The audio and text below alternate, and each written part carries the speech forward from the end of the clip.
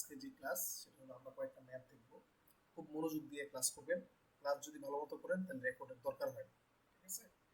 আচ্ছা, এখন দেখেন, আহ, প্রথম যে কোশ্চেনটা বলছে সেটা হলো torque T is applied as shown in figure two a solid shaped with built in ends. হ্যাঁ, prove that the resisting torques of the walls are T1 is equal to TB by L and T2 is equal to TA by L. ঠিক আছে? মানে আপনাকে এই চিত্র থেকে এই দুইটা প্রমাণ আপনাকে করতে বলছে। ঠিক আছে? তাহলে এই দুইটা প্রমাণ যদি আমরা এই চিত্র থেকে করতে যাই তাহলে খুব সিম্পল হিসাব। খেয়াল করেন, এখানে এটা হলো একটা শেফট। ঠিক আছে? এই শেফটের এই বিন্দুতে আপনি ক্লকওয়াইজ একটা টর্ক প্রয়োগ করতেছেন, ক্লকওয়াইজ একটা টর্ক প্রয়োগ করতেছেন, আর কিন্তু কোনো ফোর্স দিতেছেন না কোথাও। হ্যাঁ, তো যদি এখানে ক্লকওয়াইজ টর্ক প্রয়োগ করেন এবং এই ক্লকওয়াইজ টর্ক প্রয়োগটা আপনি এই ওয়াল থেকে এ ডিস্টেন্সে করতেছেন এবং এই ওয়াল থেকে বি ডিস্টেন্সে করতেছেন, তো যদি টি টর্ক প্রয়োগ করেন তাহলে এই ওয়ালের মধ্যে দুইটা বাধা আসবে। মনে করেন একটা জিনিস আপনি মাঝখান দিয়ে ঘোরাচ্ছেন, তাহলে অবশ্যই দুইটা সাপোর্টিং এন্ডে কি অবশ্যই কি উল্টা দিকে ফোর্স ক্রিয়েট হবে না? এই কথা বলেন, উল্টা দিকে ফোর্স ক্রিয়েট হবে নাকি হবে না? আচ্ছা, তাহলে উল্টা দিকে যদি ফোর্স ক্রিয়েট হয়, এটা যদি আমরা ক্লকওয়াইজ দেই তাহলে এই দুইটার ওয়ালে যে টর্কটা ক্রিয়েট হবে সেই টর্কটা কি আপনার এন্টি ক্লকওয়াইজ হবে না? আচ্ছা, তার মানে হলো এই টর্কটা দুই ভাগে ভাগ হচ্ছে, একটা হলো T1 আর একটা হলো T2। তাহলে T ইজ ইকুয়াল টু আমরা কি লিখতে পারি? T1 plus T2। আচ্ছা, এখন খেয়াল করেন এই শেপটা কিন্তু ফিক্সড, এই শেপটা কি ফিক্সড। তাহলে এখানে আপনার যেই টুইস্টটা হবে, এই ওয়ালে যে টুইস্টটা হবে, এই ওয়ালের টুইস্ট যদি আমরা θ1 ধরি, মানে এই শেপটা এই ওয়ালের সাইডে যে টুইস্টটা হবে এবং এই শেপটা এই ওয়ালের সাইডে যে টুইস্টটা যেটাকে আমরা θ2 ধরি, তাহলে বলেন তো এই দুইটা সমান হবে না? হ্যালো, সমান হবে না? তাহলে θ1 ইকুয়াল টু কি θ2 লেখা যায়। তাহলে আমরা থিতার সূত্র তো আমরা জানি, অ্যাঙ্গেল অফ টুইস্টের সূত্র TL ডিভাইডেড বাই GJ, তাই না? তাহলে আমরা লিখতে পারি TL বাই GJ 1, মানে এটাকে আমরা 1 ধরছি, এবং TL by T2 TL by GJ 2, মানে আমরা এটাকে আমরা 2 ধরছি। তাহলে এখন খেয়াল করেন এখানে যে টি, এই টি এর মান এই একের ক্ষেত্রে আমরা কত ধরছি? T1 ধরছি, এই জন্য টি এর পরিবর্তে T1 লিখলাম। এলটা কি? যেই বিন্দুতে আপনার টর্ক ক্রিয়েট হচ্ছে ফিক্সড ওয়াল থেকে ওই বিন্দুর ডিস্টেন্সটাই হলো আপনার এল এখানে।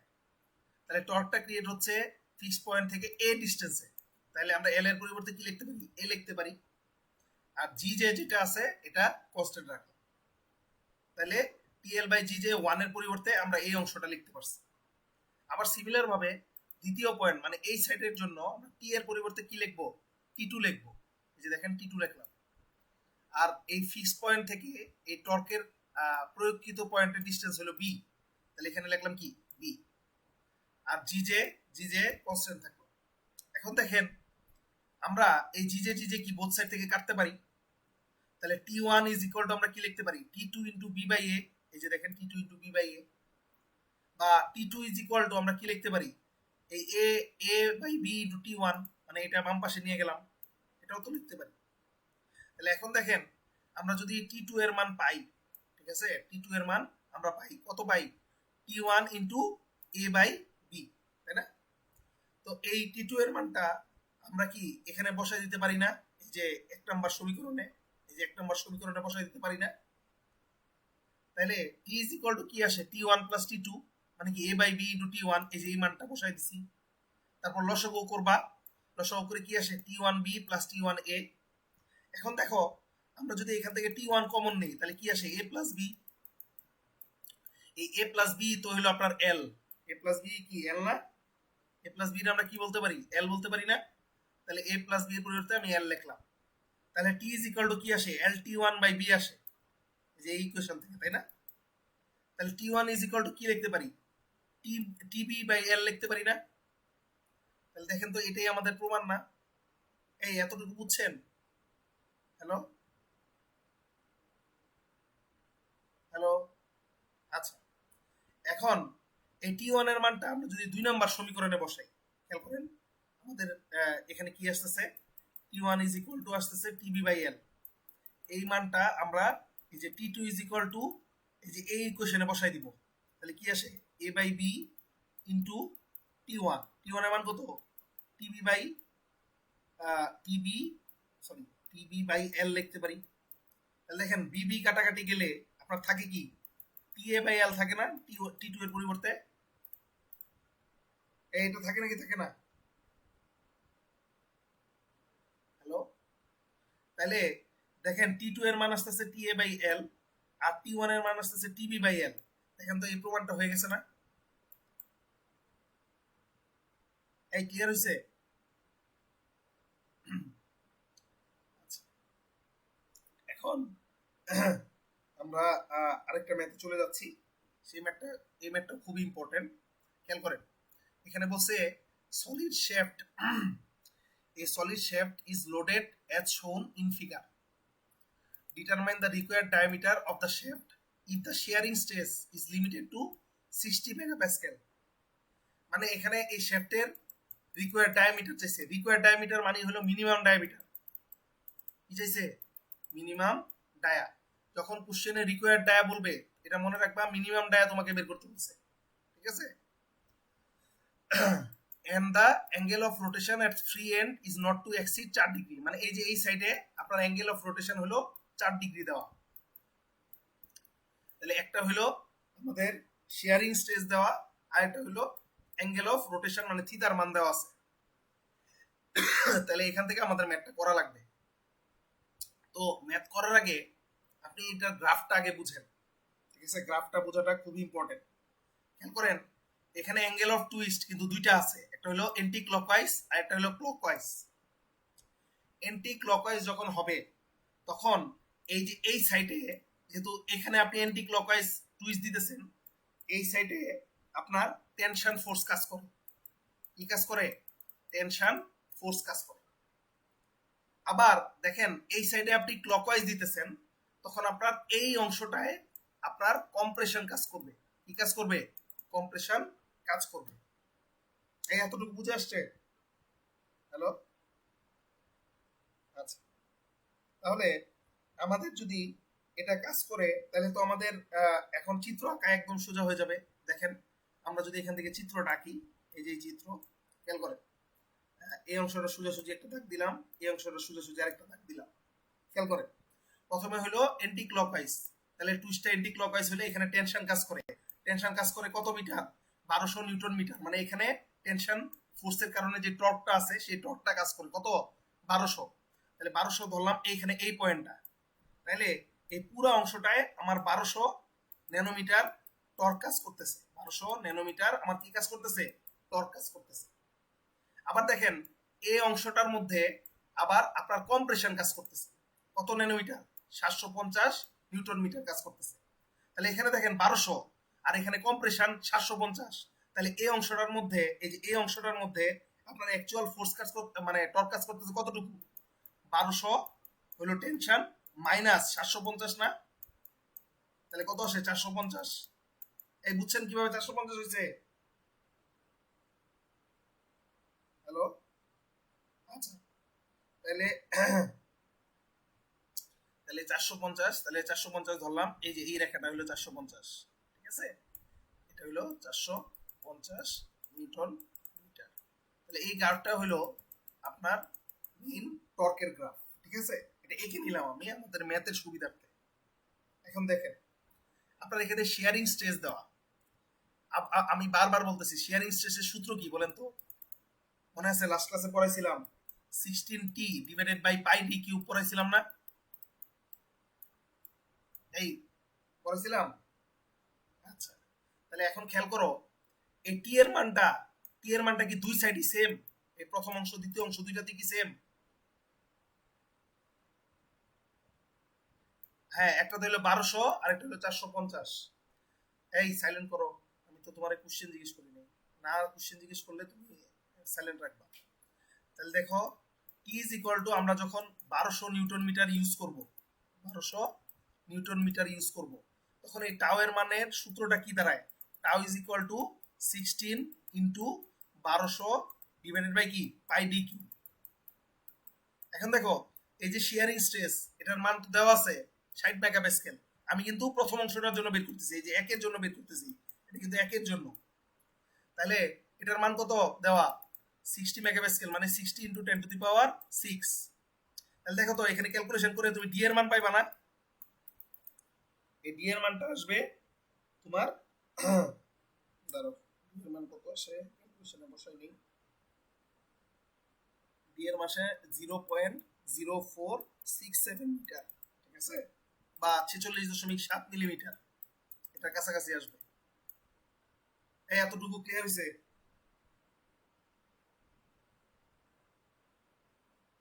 আচ্ছা, তারপর দেখো আমাদের দ্বিতীয় অংশ, মানে কি এই অংশটার জন্য আমি বের করব।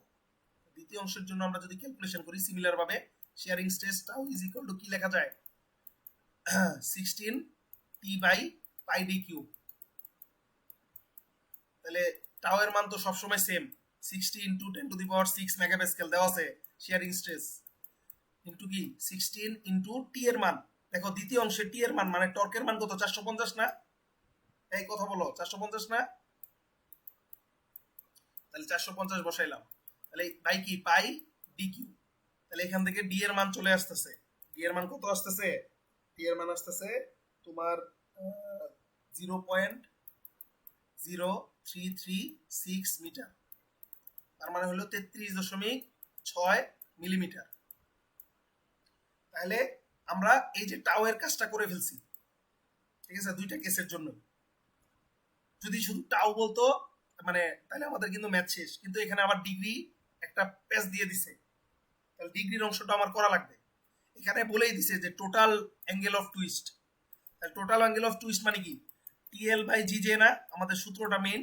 তাহলে টিএল বাই জিজে আমরা 1 নম্বরের ক্ষেত্রেও বের করব, যোগ করে 2 নম্বরের ক্ষেত্রে বের করব, ঠিক আছে, যেহেতু দুইটার ক্ষেত্রে অ্যাঙ্গেল অফ টুইস্ট সেম, ঠিক আছে, বলেই দিছে যে টোটাল অ্যাঙ্গেল অফ টুইস্ট। তাহলে অ্যাঙ্গেল অফ টুইস্ট দেওয়া আছে 4 ডিগ্রি। 4 ডিগ্রি মানে কি 4 ইন্টু পাই বাই 180, ঠিক আছে। তাহলে তুমি দেখো টি এর মান তুমি একের ক্ষেত্রে তুমি জানো না 450, এটার এল এর মান কত?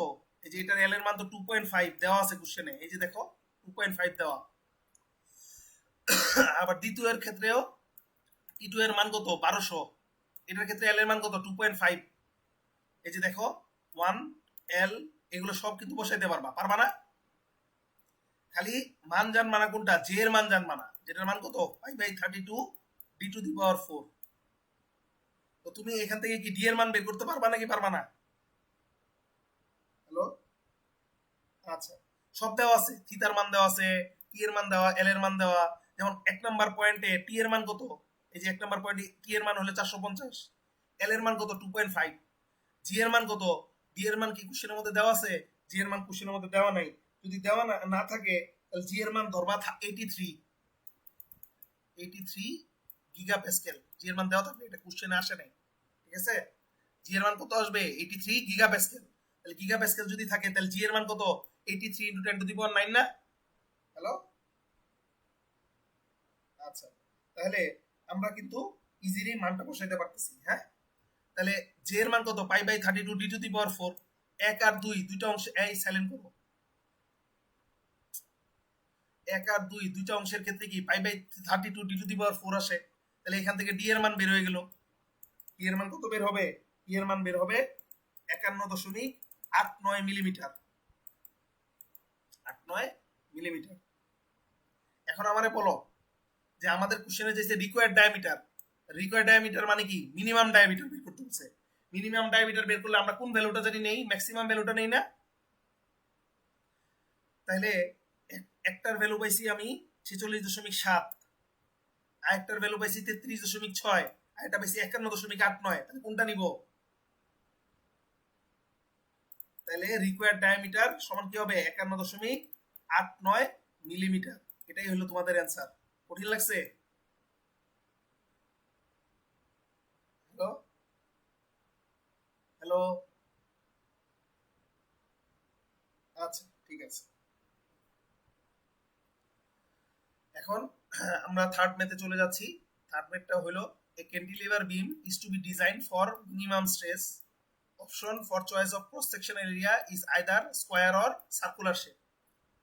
ঠিক আছে, the condition is the diameter is circular shape and size length of square shape is equal. তার মানে হলো একটা ক্যান্টিলিভার বিম আমরা ডিজাইন করব। ক্যান্টিলিভার বিম মানে তো বুঝো এক প্রান্ত আটকানো থাকবে, এটাকে বলা হয় ক্যান্টিলিভার বিম। এই ক্যান্টিলিভার বিমটা আমরা দুই ভাবে তৈরি করতে পারি, একটা হলো সার্কুলার শেপ দিয়ে তৈরি করতে পারি অথবা রেক্টেঙ্গুলার শেপ দিয়ে তৈরি করতে পারি। আবার এখানে শর্ত বলে দিছে যে সার্কুলার শেপের যে প্যারামিটার মানে ডায়ামিটার এবং স্কোয়ারের তো চার বাহুই সমান, এই প্রতিটা বাহুর দৈর্ঘ্য হলো পরস্পর সমান। তার মানে কি এই সার্কেলের যে ডায়ামিটার এবং স্কোয়ারের যে প্রতিটা বাহুর দৈর্ঘ্য এই দুটো পরস্পর সমান। এই এতটুকু বুঝছো? আচ্ছা, এখন বলছে which cross section will you suggest for minimum stress. এখন স্ট্রেস এখানে মেইন কথা হলো এখানে কোন স্ট্রেস আমি বের করব। খেয়াল করো, ক্যান্টিলিভার বিমে আমরা যখন বল প্রয়োগ করি, মনে করো এখানে তো বল প্রয়োগ করা হয়, তখন জেনারেলি এটা এইভাবে বেঁকে যায়। তো বেঁকে যাওয়ার কারণে সেটার মধ্যে মোমেন্ট ক্রিয়েট হয়। কি ক্রিয়েট হয়? মোমেন্ট ক্রিয়েট হয়। তাই আমরা স্ট্রেস বের করব মোমেন্টের জন্য। আমার কথা বুঝছো নাকি বুঝো নাই? হ্যালো, আচ্ছা, তাহলে স্ট্রেস মোমেন্টেরটা বের করবো। তাহলে মোমেন্টের স্ট্রেস কি, কিভাবে বের করে? Sigma is equal to MC divided by I. এই এমটা কি? মোমেন্ট। সিটা হলো ক্রস সেকশনাল অংশ, ঠিক আছে, বা ইফেক্টিভ প্যারামিটার। ইফেক্টিভ প্যারামিটার এই সার্কেলের ক্ষেত্রে ইফেক্টিভ প্যারামিটার বা সি এর মান হলো ডি বাই টু। এই দেখো সি এর পরিবর্তে আমি ডি বাই টু বসাই দিলাম, ঠিক আছে। আর আই এর মান সার্কেলের ক্ষেত্রে হলো পাই ডি টু দি পাওয়ার 4/64। এই দুইটা ভ্যালুই কিন্তু সার্কেলের জন্য। তাহলে আমি যদি মানগুলো বসাই দেই তাহলে আমাদের কি দাঁড়ায়? সিগমা সমান সমান এম বাই ডি কিউব 10.19। মানে সবগুলো ভ্যালু তুমি বসাই দিবা, তারপরে এটা আসে। সবগুলো ভ্যালু বলতে কি বুঝায়? এম আর ডি কিউব তো কোনো ভ্যালু নাই। এই 32 আর পাই এটা যদি ভাগ দাও তাহলে 10.19 আসে। আমার কথা বুঝে আসছে? আচ্ছা, তারপর এখানে খেয়াল করো স্কোয়ারের জন্য বের করব। স্কোয়ারের ক্ষেত্রেও সিমিলার ভাবে সেম সূত্র, সিগমা সমান সমান এমসি বাই আই। এম লিখলাম, সি স্কোয়ারের ক্ষেত্রে সি হলো এই যে বাহুর দৈর্ঘ্যটা আছে এই বাহুর দৈর্ঘ্যের অর্ধেক, মানে সি ইজ ইকুয়াল টু কি লিখতে পারি? D by two. এই যে দেখো C is equal to D by two লিখলাম। স্কোয়ারের ক্ষেত্রে আই এর ভ্যালু বের করার সূত্র কি? 1/12 বাহুর দৈর্ঘ্য 2 টু দি পাওয়ার 4। তাহলে বাহুর দৈর্ঘ্য তো ডি, এটার উপরে পাওয়ার 4 মানে কি ডি টু দি পাওয়ার 4। এই যে দেখো 1/12 ডি টু দি পাওয়ার 4। তাহলে ক্যালকুলেশন যদি করি তাহলে এম বাই ডি কিউব, এই 6টা উপরে উঠে গেলে M by D cube into 6। এখন দেখো আমাকে কোশ্চেনে বলছে which cross section will you suggest for minimum stress. তাহলে আমারে বলো তো মিনিমাম স্ট্রেস কোনটার ক্ষেত্রে আসবে? এই দেখো এম বাই ডি কিউব এখানেও আছে এখানেও আছে, এটার ভ্যালু হলো 10.19, এটার ভ্যালু হলো 6। তাহলে আমারে বলো তো মিনিমাম স্ট্রেস কোনটাতে আসবে, এটাতে নাকি এটাতে? এটা মিনিমাম স্ট্রেস আসবে। ভেরি গুড, এত ব্রেন নিয়ে কিভাবে পড়ালেখা করতেছো। 10.19 এর ভ্যালু কি এই 6 এর চেয়ে ছোট? এটা কি ডায়ামিটার পাইছো যে মিনিমাম ডায়ামিটার হলে ম্যাক্সিমাম নিবা? মিনিমাম স্ট্রেসের হ্যাঁ নিচেরটা হবে। তার মানে হলো আমাদের স্কোয়ার হলো প্রিফার্ড। তার মানে আমরা মিনিমাম স্ট্রেসের জন্য স্কোয়ার ক্রস সেকশনটা ইউজ করব। আমার কথা বুঝে আসছে? হ্যালো, আচ্ছা, তারপর দেখেন লাস্ট ম্যাথ। এ স্টিল প্লেট, এই সাইলেন্ট করো। A steel plate has dimension 100 millimetre into 8 millimetre, ঠিক আছে। তার মানে হলো স্টিল প্লেটের দৈর্ঘ্য দৈর্ঘ্য দেওয়া আছে হলো 100 মিলিমিটার, এটাকে আমরা বি বলি, ঠিক আছে। আর এইচ মানে হাইট, এটা হলো এইচ মিলিমিটার দেওয়া আছে। তাহলে এটার আই এর মান তুমি বের করতে পারবা 1/12 বিএইচ কিউব, তোমার মেকানিক্সে পড়ার কথা। তাহলে বি এর মান কত 100, এইচ এর মান কত এইচ, তাহলে 1/12 100 ইন্টু এইচ কিউব, এই যে এটা আসে। এখন বলছে তোমাকে বেন্ডিং মোমেন্ট বের করতে এবং রেডিয়াস অফ কার্ভেচার বের করতে, ঠিক আছে, দেওয়া আছে, সরি, বেন্ডিং মোমেন্ট আর রেডিয়াস অফ কার্ভেচার তোমার দেওয়া আছে।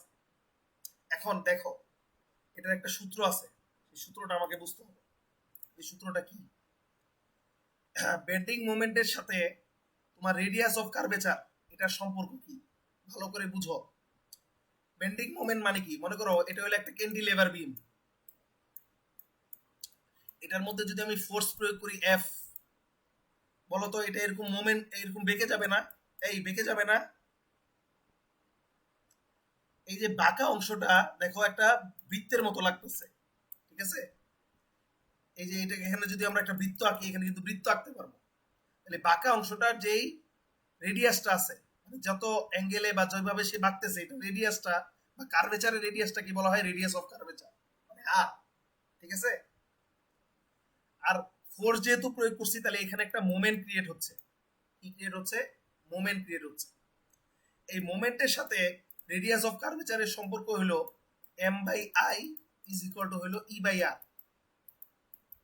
M by I is equal to কি? E by R. এই এমটাকে বলা হয় বেন্ডিং মোমেন্ট, ইটাকে বলা হয় radius of modulus of rigidity বা ইলাস্টিসিটি, সরি ইলাস্টিসিটি। আইটা হলো মোমেন্ট অফ ইনার্শিয়া, এই যে যেটা বের করছি। আরটা হলো রেডিয়াস অফ কার্ভেচার। আমি আবার বলতেছি, M by I is equal to হলো ই বাই আর, এটা হলো সূত্র। এমটা হলো বেন্ডিং মোমেন্ট, আইটা হলো তোমার মোমেন্ট অফ ইনার্শিয়া, ইটা হলো মডুলাস অফ ইলাস্টিসিটি, আরটা হলো রেডিয়াস অফ কার্ভেচার। তাহলে আমাদের কোশ্চেনে বলছে এইচ এর মান বের করতে। তাহলে এই জিনিসটা কোথায় আছে? আই এর মধ্যে আছে না? হ্যালো, এই জিনিসটা কোথায় আছে? আই এর মধ্যে আছে না? তাহলে আইটা রেখে বাকিগুলো যদি আরেক পাশে পাঠাই দেই, তাহলে দেখো আর আর গুণ দিলে কি আসে? এম আর বাই ই আসে। তাহলে আই মানে কি? আই মানে তো 1/12 বিএইচ কিউব, আর ডান পাশে আছে এম আর বাই ই। তাহলে এখান থেকে এইচ কিউবের মান, এই যে দেখো এইচ কিউবের সবগুলো মান যদি তুমি বসায় দাও, তাহলে দেখো এইচ এর মান, এইচ এর মান আবার ঘনমূল করলে তোমার এটা আসে। এটা আসা মানে কি? 22.9 মিলিমিটার বা 23 মিলিমিটার। তাহলে এখান থেকে দেখো এই সম্পর্কটা থেকে আমরা এইচ এর মান বের করতে পারছি না? এই বুঝছো নাকি বুঝো নাই? হ্যাঁ হ্যাঁ, আচ্ছা এই যে দেখো সূত্র তো বুঝছো। আচ্ছা, এখন আর আর গুণ দিয়ে এই যে আই ইজ ইকুয়াল টু, আমরা যদি আর আর গুণ দিই তাহলে কি আসে? আচ্ছা, তাহলে এইচ এর মান কত আসতেছে? 0.0229 মিটার আসতেছে, ঠিক আছে? এখন এই মিটারে তুমি যদি মিলিমিটারে নিতে চাও মিলিমিটারে নিতে পারো, অথবা এটা অ্যান্সার রাখলেও হবে, কোনো সমস্যা নেই। আমার কথা বুঝছো? কোশ্চেন করছিলাম। আচ্ছা, এই হলো তোমার চারটা ম্যাথ, ঠিক আছে?